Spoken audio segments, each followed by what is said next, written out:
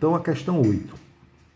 Calcule o volume ocupado por 10 mols de metano a 0 graus Celsius, sem ATM, e considere o fator de compressibilidade nesta temperatura e pressão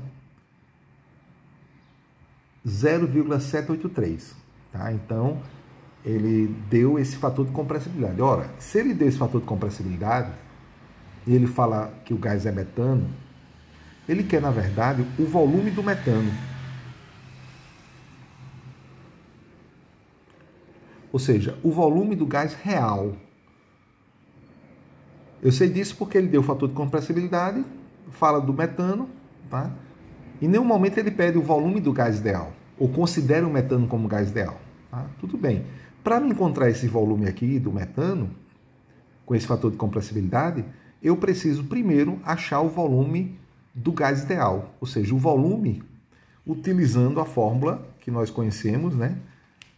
PV igual a nRT, tá certo? Então, por essa fórmula aqui, nós vamos ter condições de calcular o volume do gás ideal, né? Considerando o gás ideal, né? O metano um gás ideal. P está multiplicando, passei ele dividindo, ele deu o número de mols, o R a gente vai usar de acordo com as unidades que nós temos, ele deu a temperatura e ele deu a pressão. Tá? Então, temos condições sim de calcular esse volume, que é o volume do gás ideal. Tá bom? Então, vamos substituir? Substituindo, ó, nós temos o volume, né?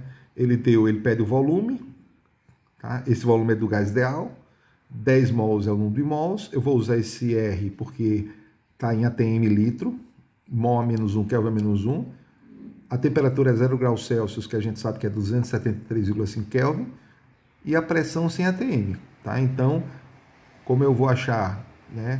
Como a pressão foi dada em ATM e o R está em ATM, como aqui é mols, aqui é mol menos 1, como aqui é Kelvin menos 1.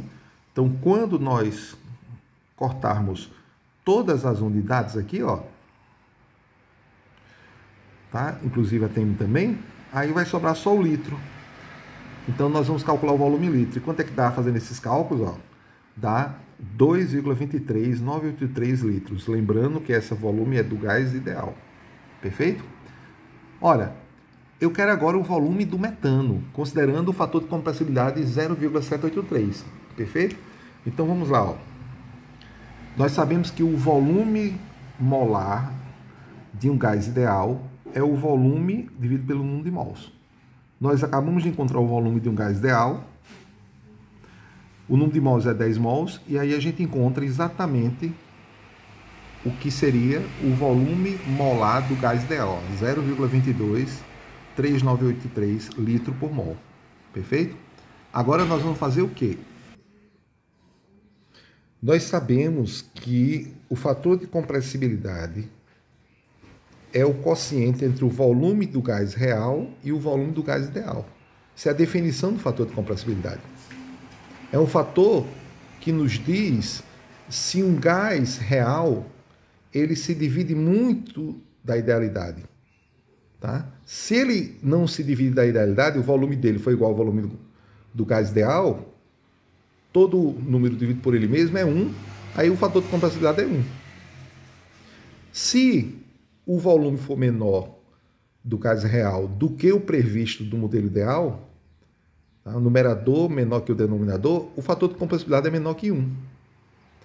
E se o volume do gás real for maior do que o modelo ideal, do que o calculado por PV e nRT, como o numerador vai ser maior que o denominador, o fator de compressibilidade é maior que 1. Então, ora ele é maior que 1, ora ele é menor que 1, ora ele pode ser igual a 1 quando o gás real tiver comportamento ideal. Nesse exemplo aqui, ele diz que o fator de compressibilidade é 0,783. Ora, esse valor eu conheço? Conheço. Esse valor é 0,223983 litros por mol. O fator de compressibilidade eu também conheço, ele deu. Fazendo aqui produto dos meios igual ao produto dos extremos, volume de um gás real, que é no caso o metano aqui, vai ser Z vezes o volume ideal. Tá? Aqui a ordem dos fatores não altera o produto, tanto fazia multiplicar Z vezes esse, como o volume molar do gás ideal vezes Z, a mesma coisa, né? Feito isso, ó, multipliquei Z vezes o volume molar calculado para o gás ideal. E eu tenho aqui, ó, o volume molar do gás real é esse valor aqui, ó, 0,17538 litros por mol, tá? Mas ele quer, na verdade, o volume, não é o volume molar que ele quer. Mas nós sabemos a relação que existe entre o volume molar e o volume normal, né, o volume, tá? E o número de mols, ó. O volume molar é o quociente de volume sobre o número de mols. Eu já tenho esse valor aqui, né? Acabamos de calcular aqui, ó. Certo? Eu já tenho o número de mols. Nós temos o número de mols, que é 10.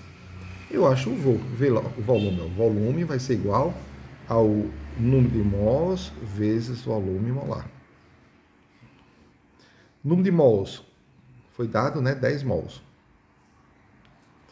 Qual o volume molar que nós encontramos? 0,17538 litro por mol. Ó, corta mol com mol, o volume vai ser igual a quanto? Ó?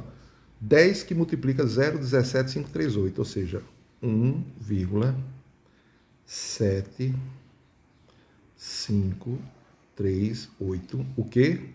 Litros. Respondida a questão.